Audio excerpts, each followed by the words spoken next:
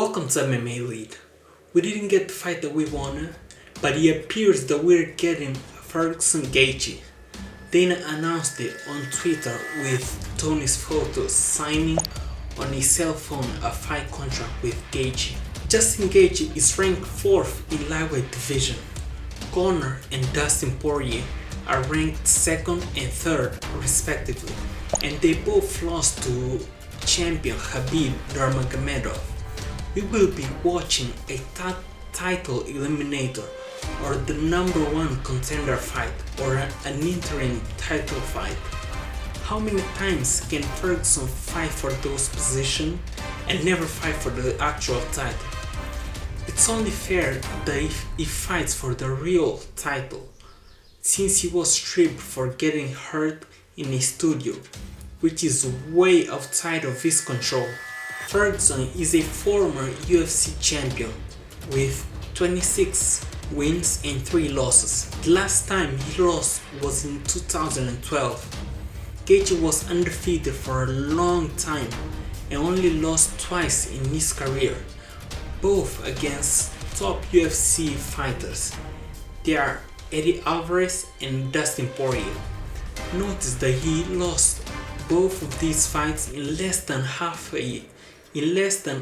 of a year, on December 2017, and the next one was on April 2018. It tells us that it was a short moment in his life that the fight didn't go his way, and since then he has won 3 fights in a row. That is James Vick, Edson Barboza, and Donald Cowboy Cerrone. Tony Ferguson lost twice in 2009. In that year, he fought 7 times. That is more than a fight in 2 months. He was treating a fight like a sparring in the gym. It's natural that he would lose some fights, and the 2 fighters that he lost to, they don't even have a Wikipedia page, which tells you that he is in a different level now. He is a different fighter right now. The only fighter that he lost to and is known and fought in the UFC is Michael Johnson in 2012. A long time ago. Back then, there wasn't a women UFC division. Kamaru Usman and Henry Cejudo, they hadn't even made their MMA debut, and flyweight division was 2 months old. Tony Ferguson and Justin Gaethje is a very interesting fight, and there is no chance in this world that this fight will be boring. We have 2 pressure fighters. I cannot picture a reality where it won't be an exciting fight. It is the opposite of a counterpunch fighter.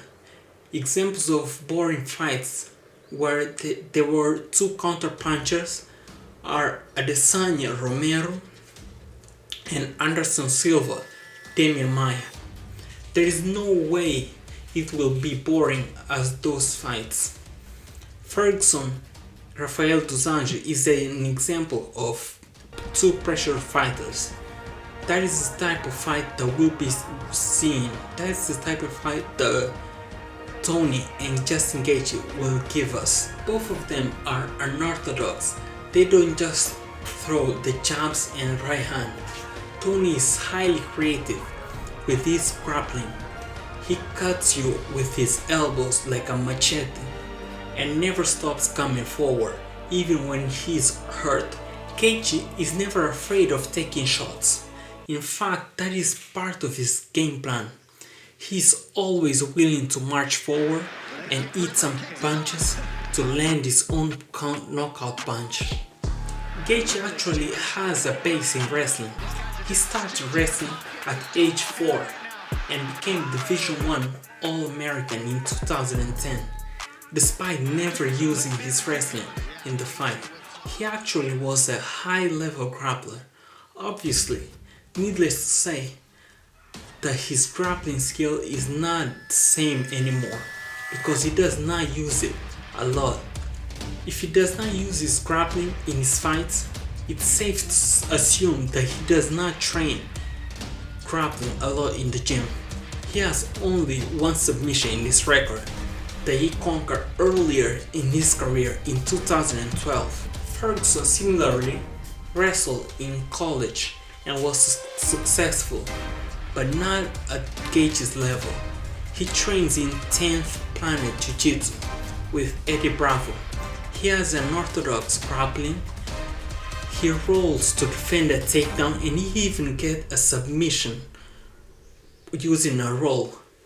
I would dare to say that he is a better grappler than Gaethje because he uses it in the fight and trains it in the gym. Tony has 8 submission wins in his career, way more than Gaethje.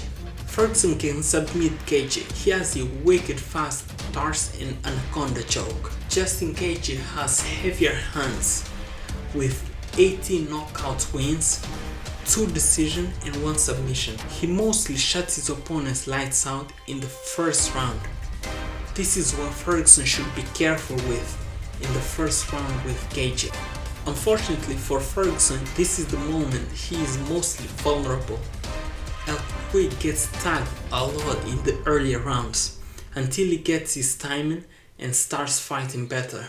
So first round, Ferguson should be careful in that moment. Tony's cardio is insane and it should be in his favor in the fight. He had a full camp because he was preparing for Khabib. Remembering that he has his own gym and can train there whenever he wants, he will be better prepared. Gaethje did not have a fight schedule, so he will be less prepared.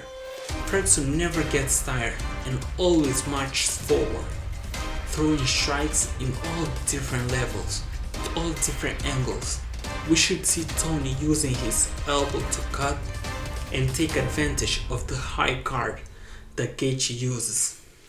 I'm picking Tony to win because I like his chances of scrambling when he's rocked, better cardio, and his grappling is better than Gaethje's. Overall, it is a very risky fight for Ferguson and he is in a no-win situation here.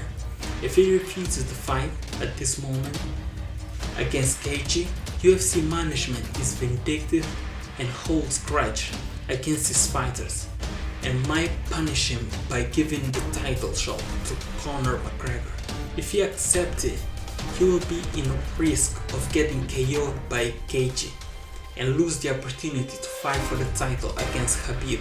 Either way he chooses, he will not be in a favorable position, but he chooses to step in the octagon and determine his future by himself. I think Tony Ferguson will win this fight. Thank you for watching, subscribe, and I'll see you in the next video.